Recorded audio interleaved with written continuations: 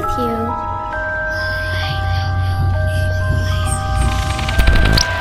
You're not afraid of the dark, are you?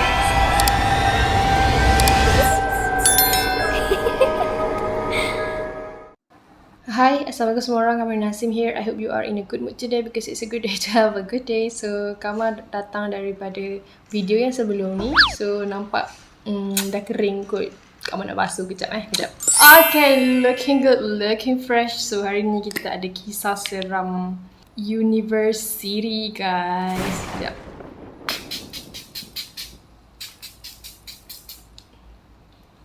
Sebab tadi pakai clay masa dia keringkan muka. So hari ni kita ada kisah seram tentang university, pasal college lah basically kan.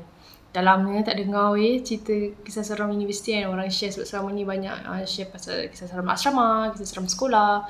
So hari ni ada pelajar universiti yang dirahsiakan nama universitinya share kisah seram dekat kamar. So kisah ni berlaku pada siswi pelajar perempuan di universiti.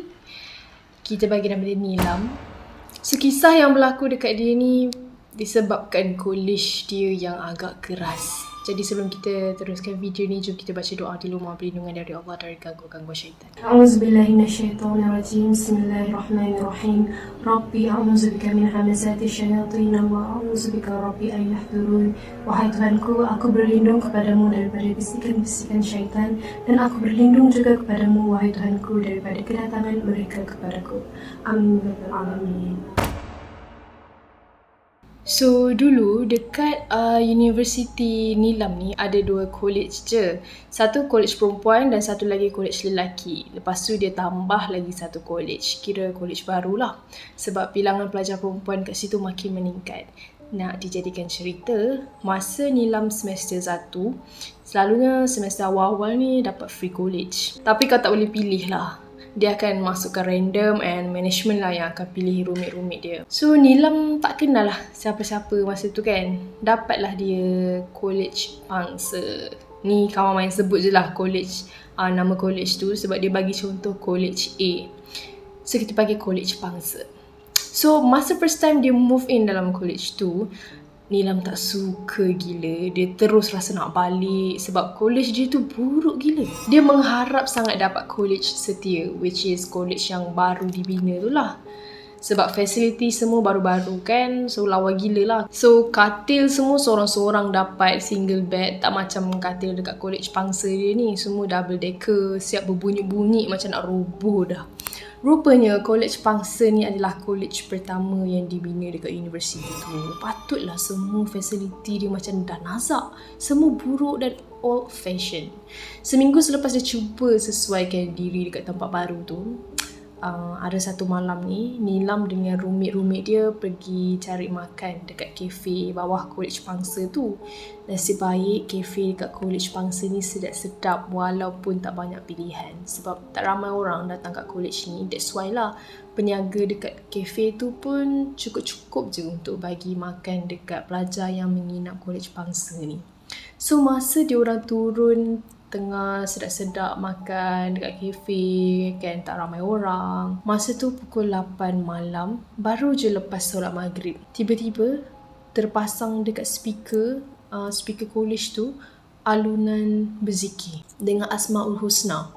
Macam pagi-pagi kita dengar sekolah-sekolah pasang zikir sebelum perhimpunan start kan. Macam tu lah. Tapi ini malam.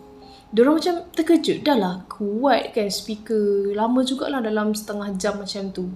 Lepas diorang habis makan, diorang borak-borak lagi dekat kafe tu. Tiba-tiba alunan zikir dari speaker tu stop. And then ada JPK yang buat announcement kepada semua siswi yang berada di sekitar college Pangsa, sila masuk ke dalam bilik masing-masing sekarang. Nilam dah tak ingat lah macam mana ayat JPK tu, tapi lebih kurang macam dia suruh jangan sesiapa turun dekat bawah college, masuk dalam bilik, baca Yasin dan Al-Quran, jangan panik, jangan takut. Macam tu. Sebab diorang kan budak baru, mestilah takut. Malam-malam pula tu, diorang pun teruslah gerak dari situ. On the way nak naik tangga tu, boom, diorang terdengar suara perempuan menjerit kena histeria. Roommate Nilam ni semua cuak sampai diorang berlari-lari berebut nak belah daripada situ tau, nak sampai dulu dalam bilik diorang.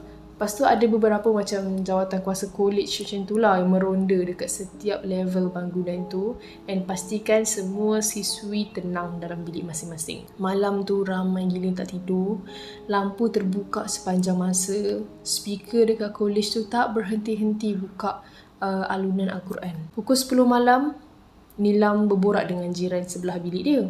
Diorang kata ada budak semester kita, semester 1 lah, baru balik daripada sungai. Lepas maghrib tu, tiba-tiba dia menjerit macam nampak benda. And then dia berlari sampai turun tangga nak panjat keluar daripada college, daripada pagar college tu lah. So rumit-rumit dia, budak perempuan tu, semua berlari-lari kejar dia. Rupanya semua tu berlaku masa si Nilam and the gang tengah duduk makan dekat kafe bawah tau. Mula-mula keadaan terkawal lagi, tak ada kecoh-kecoh lagi sebab dah dapat laporkan kepada lecturer yang bertugas kat situ. Tiba-tiba siswi dari aras lain pula kena histeria menjerit juga. Dah jadi histeria berjangkit. So total malam tu yang kena histeria adalah 3 orang siswi dari aras yang berlainan. Lepas dia dengar kes ni, Nilam rasa tak sedar hati. Sebab dia sangat-sangat penakut, sangat lemah semangat and dia tahu kalau dia terlalu takut sangat apa yang akan jadi. So dia terus baca surah 4 Qul, surah Al-Mulk sebelum dia nak tidur. Bilik dia memang tak tutup lampu langsung malam tu. Dia tak perasan pun yang dia dah tertidur pukul 11 malam. Bagi dia agak awal lah. Dia tertidur pukul 11 malam waktu tu. Selalunya dia tidur pukul 1 pagi. Tiba-tiba tengah tidur tu, roommate dia kejutkan. Suruh teman pergi isi air dekat water cooler. Sebab kawan dia haus gila waktu tu. Nak pergi sorang-sorang pula takut. Tapi Nilam mengantuk sangat-sangat. Dia mahmai gila. Sebenarnya dia tak sedar pun kawan dia tu kejut suruh teman isi air. Dia ingatkan kawan dia tu kejut suruh bangun solat subuh. Dia ingatkan dah pukul 6 lah waktu tu kan. So dia cakap lah dengan kawan dia, Jap, 6.30 lah, 6.30. Tak lama lepas tu, kawan dia kejut balik. Tapi kali ni cara kawan dia kejutkan agak menyeramkan. Sebab dia kejutkan dengan suara yang sangat lembut dan halus. Tak bangun lagi. Dia pegang tangan Nilam. Nilam terus terjaga sebab tangan kawan dia tu sejuk gila. So dia tanyalah, dah pukul berapa ni weh? Nilam pun check lah handphone. Tengok-tengok baru pukul 2.30 pagi. So dia tanyalah, asal kau kejut aku pagi-pagi buta ni? Tiba-tiba kawan dia tersenyum. Nilam pun terus tolak kawan dia. Kau kenapa ni? Kau asal? Sampai dia cuba nak bangun, nak pergi dekat roommate dia yang lain lah yang ada dalam bilik tu kan. Lepas tu kawan dia yang tadi tu pandang je dia setiap pergerakan Nilam. Sampai Nilam rasa makin lama badan dia makin kaku, makin terkunci, tak boleh gerak. Dia cuba menjerit, cuba sebut nama Allah tapi susah, macam terkunci tau. Macam kena himpap lah, tapi ini real gila. Memang dia tahu dia tengah sedar, bukan mimpi. Tiba-tiba dalam masa dia cuba nak bergerak, nak lawan benda tu, tiba-tiba dia dah tak sedarkan diri. Tahu-tahu je dia bangun, baju dia dah basah, dia kena simbah dengan air and then ada lecturer yang masukkan air asin dalam mulut dia and ada 3 orang siswi tengah pegang tangan dan kaki dia. So, ini apa yang roommate dia lagi 2 orang tu cerita guys. Masa tu, roommate 2 orang tu terjaga sebab kawan Nilam yang bangun pukul 2 pagi tu tiba-tiba gelak sorang-sorang macam mengilai tau. Disebabkan tu lah roommate dia yang lain tu terjaga. Lepas tu diorang tengok lah Nilam dah pingsan dah dekat bawah lantai tu. Diorang tanya dekat perempuan yang gelak tu kan, kenapa ni? Diorang tak sedar lagi yang kawan dia tengah mengilai tu kena rasuk. Sampailah perempuan tu pergi panjat katil double decker yang belah atas tu and then duduk mencangkung sambil goyang-goyangkan katil tu. Macam monyet. Ni serius tau. Diorang sendiri kata memang nampak macam monyet dia punya gerak-geri tu. So diorang berdua terus lari sambil menjerit. Memang bising gila malam tu. Memang kecoh kes ni. Ramai orang terjaga and nak tahu, tengok apa yang berlaku kan. Sampailah benda ni sampai ke pengetahuan warden-warden dengan senior-senior kan. Diorang pun bergegas lah naik ke bilik si Nilam ni. bersama dengan warden, beberapa orang senior dan juga roommate. Lagi 2 orang roommate Nilam ni. So, sampai je diorang dekat bilik tu, tengok-tengok Nilam, dia dah menari guys. Dia dah menari dengan getah rambut dia yang dah lepas. Sebab masa dia pengsan tadi, diorang kata Nilam ikat rambut tau. Tapi tiba-tiba diorang sampai, Nilam punya rambut dah menggerbang. Memang menyeramkan. Seorang duduk mencangkung atas katil, seorang lagi buang terbiat menari malam-malam buta. So masa diorang sampai bilik tu, lecturer tu sampai mengucap tau. Punya terkejut. Diorang kata nasib baik Nilam tak agresif, dia just menari. Lepas tu orang tarik tangan dia. Baca-baca ayat apa semua, dia dah lemah dah. Kawan dia yang tengah mencangkung tu lah yang susah sebab dia macam ada cakap-cakap tapi diorang tak faham sebab macam dia cakap bahasa pelik lah. Tak faham bahasa tu. Dekat situ ada senior perempuan yang memang pandai handle kes macam ni tau. So tim diorang lah yang baca ayat, siram dengan air yasin. Sampailah benda tu keluar juga akhirnya. So dua-dua dah sedar. Lepas tu si kawan dia yang mencangkung macam monyet tu, dia punya side cerita dia pula. Masa tu memang betul dia bangun, dia kejutkan si Nilam ni. Dia cakap lah suruh teman pergi isi air dekat water cooler. Tapi Nilam mamai kan, dia macam susah lah nak gerak dia waktu tu. Jadi kawan dia dalam keadaan ketakutan yang teramat sangat cuba beranikan diri. Lagipun dia kata waktu tu banyak lampu yang buka malam tu. So dia pergilah beranikan diri, dia pergi isi air. And water cooler tu pula kan, dia berada dekat, macam kau isi air, depan tu pemandangan or view depan mata korang yang tengah isi air tu adalah hutan. So gelap gelita dalam tu. Jadi waktu dia nak isi air, dia pandang depan kan, dia termenung dekat tempat yang gelap tu. Tiba-tiba dia ternampak ada macam satu lembaga yang berupa beruk, macam berbulu besar, mata merah tengah pandang dia. Pop, dia terus tak sedarkan diri. So rupanya waktu tu dia kena rasuk. And then lepas diorang berdua dah sedar tu, warden tu katalah, bilik kamu ni dekat dengan ladang kelapa sawit belakang ni. Tempat ni memang keras tapi biasalah tu kan. Banyak-banyakkanlah berzikir, baca Quran, solat jangan tinggal. Ni rehat dulu. So masa tu nak dekat subuh dah. Alang-alang diorang subuh teruslah berjemaah. Dan sebenarnya ini bukan pertama kali Nilam kena rasuk. Dia pernah kena rasuk sekali time pergi camp perdana sekolah dan sekali masa kena rasuk dalam kelas. Tapi tak adalah rasuk yang teruk tau. Dia just macam histeria and pengsan. So ini pertama kali yang dia rasa teruk sampai menari lah apalah kan.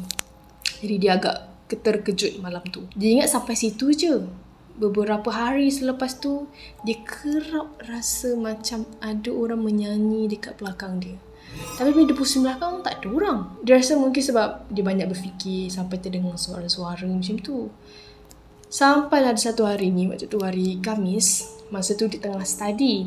Sebab esoknya ada kelas tutorial yang madam nak cek jawapan lah apa semua. Jadi dia kena juga siapkan malam tu. So Nilam pun pasang lah headphone. Headphone yang besar tu kan. Dia pasang kat telinga. Dia pun dengar lah lagu-lagu sambil tekan-tekan calculator. Sebab waktu tu dia tengah study calculation lah. Dia nyanyi sampai habis lagu tu. Setengah tunggu lagu seterusnya sebab dia biarkan lagu dekat dalam playlist lah, main lagu tu kan. Dia akan play sendiri lepas lagu sebelum tu habis. Tiba-tiba korang tahu tak keluar lagu apa? Keluar lagu Ulik Mayang. Dia campak terus headphone tu. Dia istighfar terus. Dia buka YouTube tadi. Tengok-tengok memang betul lagu Ulik Mayang tu terpasang dekat dalam YouTube. Tapi yang peliknya dekat dalam YouTube playlist dia tu, dia tak pernah search lagu tu. Lagu dia mostly English tau. Ni sesat tiba-tiba lagu Ulik Mayang. So roommate dia tanyalah, kau kenapa? Sebab Nilam macam campak headphone tu kan. Lepas tu Nilam cakap lah, dia tunjuk dekat laptop dia tu. And then semua orang nampak video dekat dalam YouTube tu adalah lagu Ulik Mayang guys. Diorang suruh tutup laptop tu malam tu, pergi ambil wuduk and solat isyak. So Nilam dah risau kalau dia kena lagi malam tu. Jadi dia prepare siap-siap tau. Dia baca doa pelindung diri apa semua. And Alhamdulillah malam tu dia tak kena ganggu apa-apa. Tapi apa yang mengejutkan, sejak daripada diorang berdua tu kena rasuk kan, sampailah hari Khamis, dekat 4 hari dah lah kan, tak ada siapa-siapa yang tahu kawan dia yang isi air kowe tu sebenarnya bukanlah kawan dia. Tu adalah benda tu. Diorang tak tahu bila masa benda tu masuk balik dalam badan kawan dia. Tahu-tahu je kawan sekelas dia bawa perempuan tu pergi berubat dengan ustaz sebab dia pengsan dalam kelas. Patutlah diorang perasan yang kawan dia ni diam je. Ingatkan tengah tak ada mood ke, stres ke. Tapi kalau orang tanya, dia jawab tau. Sebab Nilam pernah tanya, kau dah makan ke? And dia angguk. Lepas tu Nilam pernah tanya juga, esok kau kelas pukul berapa? Dia jawab 8. Tapi sepatah-sepatah je lah. Cuma bila difikirkan balik, masing-masing rasa seram balik bila fikir. Sebab selama diorang sebilik dengan benda tu, diorang tak perasan langsung tu bukan kawan diorang. Diorang menyesal sebab tak ambil berat waktu tu. So 2 minggu selepas tu barulah kawan dia yang kena bawa berubat tu balik college. Lama tau dia pergi berubat. Mak bapak dia bawa dia lah pergi berubat dekat rumah dia kan. Rupanya dia ceritalah sampai dekat sana lagi teruk dia kena. Ustaz cakap benda tu benda lama. Ikut dari college dia tu. Ustaz tu kata kalau tak rawat, makin lama makin lemah lah. So kena lawan. Jadi ustaz tu banyak lah bagi surah, mandi dengan air limau, minum air bacaan doa, yasin setiap hari, amalkan surah-surah doa-doa yang ustaz tu bagi. So lepas dia dah rasa kuat dengan diri dia, barulah dia balik ke college. Tu pasal lah sampai 2 minggu baru dia balik. Nilam ada dengar-dengar jugalah cerita pasal budak perempuan yang first kali kena histeria, yang punca kenapa malam tu sampai ada announcement bagai kan. Dia kata perempuan tu pergi sungai dengan kawan-kawan dia, grouping lah dalam 6 orang, laki dan perempuan. Diorang memang have fun gila dekat sungai tu, ambil gambar banyak gila. Lepas tu masa diorang on the way nak balik ke college, one of their friends check gambar-gambar tadi dalam kereta. Tiba-tiba dia terperasan ada satu gambar ni dekat belakang diorang, belakang yang jauh lah. Diorang zoom, ada satu sosok nenek, muka berkedut macam muka bengis kat belakang sungai, which is dekat hutan. Lepas tu ada juga satu gambar macam gambar tu diorang ambil ramai-ramai, tapi ada salah seorang kat situ, dia macam warna putih bergerak dengan pantas. So kita dia nampak putih macam tu. Tapi diorang tak tahu siapa ni, kan one of them. Tapi bila diorang kira balik, dalam gambar tu cukup semua orang. Siapakah lagi seorang yang bergerak tu? Seolah-olah macam dia nak gerak lah dari situ kan. Ingatkan gambar tak jadilah. Rupa-rupanya tak tahu siapakah gerangan sosok putih tu. Diorang balik pula petang nak ke maghrib. Memang mengundang lah cerita dia. So pasal yang ulit mayang tu pula, Nilam tak tahu sampai sekarang kenapa waktu dia kena rasuk tu benda tu menari malam tu, and kenapa benda tu buka lagu ulit mayang. Mungkin sekadar nak mengganggu Nilam sahaja, dan dia rasa mungkin sebab dia dah prepare dengan pendinding diri malam tu, kalau tak mesti dia kena teruk malam tu kan, kena kacau dengan lagu ulit mayang tu lagi. So ramai juga senior-senior yang kata ni bukan benda, kejadian ni bukan pertama kali pernah berlaku. Benda ni dah jadi macam tradisi dekat diorang. Setiap kali budak freshman masuk, budak semester 1 masuk, dia fikir semua ni memang dah kena get ready, lagi-lagi college pangsa. Sebab college ni college tertua dan college paling dekat dengan hutan, ladang kelapa sawit. So college ni merupakan college yang paling keras juga lah dekat universiti tu. And dulu pernah sekali ada peraturan siswi punya curfew, lepas maghrib tu memang tak boleh turun dah, kena ada dalam bilik masing-masing. Memang macam dalam penjara lah rasa kan. Tapi tu jadi sebab masa tu histeria ni menjadi-jadi, sebab ada sekumpulan siswi tu cuba panggil benda tu dengan buat ritual dekat aras 4 bilik yang kosong. Tapi itu cerita senior lama lah. Lama kelamaan curfew tu dah bertukar kepada asal balik, since keadaan dah jadi seperti sedia kala selepas bertukar-tukar ustaz untuk pagar kawasan tu. So thank you kepada Nilam sebab sudi berkongsi cerita pengalaman seram ni kepada kita orang. And take care of yourself sebab Nilam sekarang ni dekat final year. And good luck untuk your final year. And jangan stres-stres sangat, okay? Jangan banyak tengok video-video gambar dekat college tu. Lagi-lagi waktu malam. Tengok pagi je. Tapi jangan selalu lah, okay? Sebabkan kalau kita selalu tengok benda-benda seram ni, mengundang lah kadang-kadang. So, kalau itu saja video untuk hari ni. Thank you yang dah tengok video ni sampai habis. For those who are new in my channel, don't forget to hit the subscribe button below and turn on the notification bell so that you will not miss any video that I post. See you in my next video. Bye-bye!